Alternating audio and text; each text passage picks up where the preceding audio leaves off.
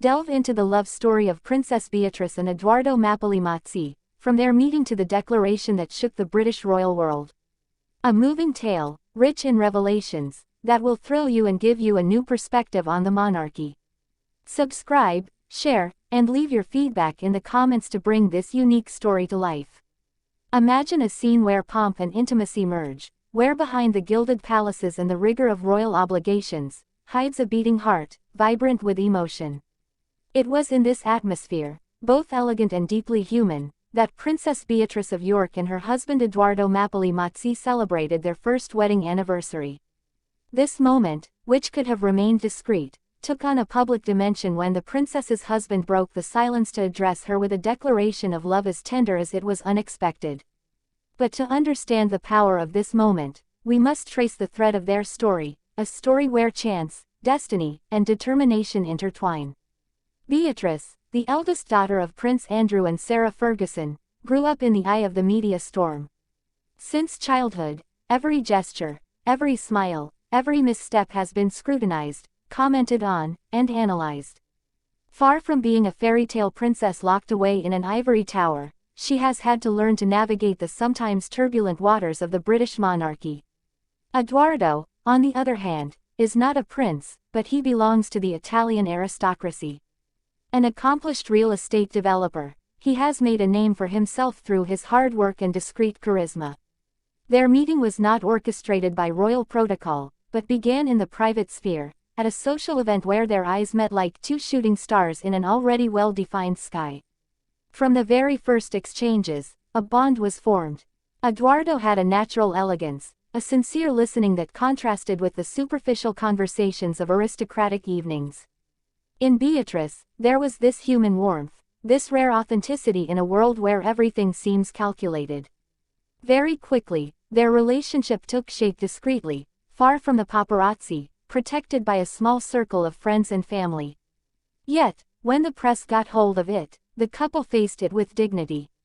The tabloids delved into it, compared it, and sometimes invented it. But Beatrice and Edoardo remained united, building their bond on solid foundations, far from rumors and prying eyes.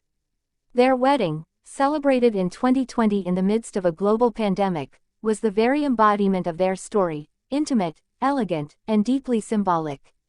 Gone were the grand processions and cheering crowds, replaced by a small ceremony, attended by Queen Elizabeth II and Prince Philip, already fragile at the time but eager to be there for their granddaughter.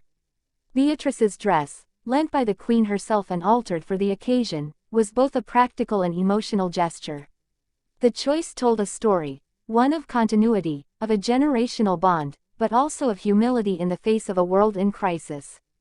A year later, on July 22, Edoardo took up his pen, or rather, his keyboard, to send his wife a message that went viral.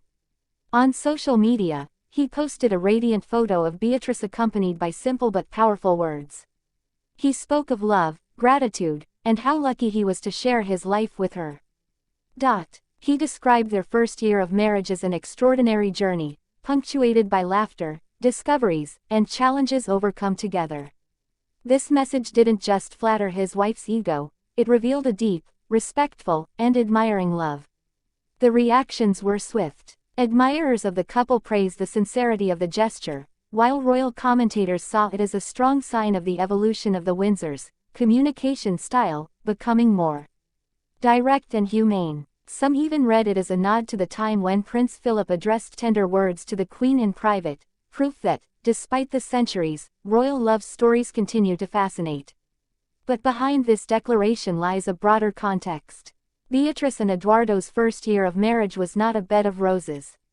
Between official obligations, trips postponed due to the pandemic, Beatrice's pregnancy, and the birth of their daughter Sienna, the couple had to juggle public and private life with rare skill.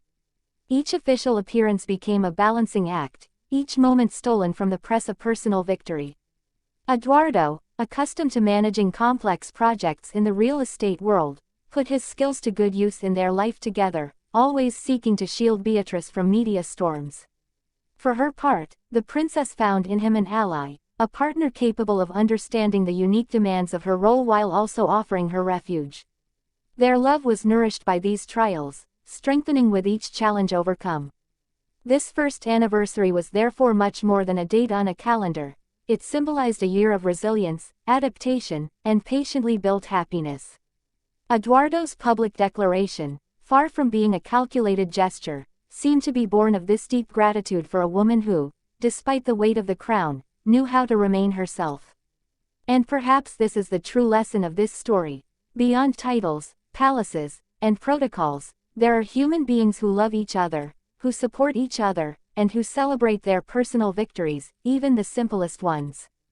The images of Beatrice and Edoardo that day, smiling and in harmony, have left a lasting impression. They remind us that, in a world where everything moves quickly, taking the time to say, "I love you," to another remains a revolutionary gesture. They also prove that fairy tales can exist, even in the 21st century, as long as we know how to write them together, day after day. As their second year of marriage began, all eyes were on them, curious to see how this story would continue to be written. But ultimately, the question that remains is this: in a world as exposed as that of royalty, how can the magic of such pure love be preserved intact?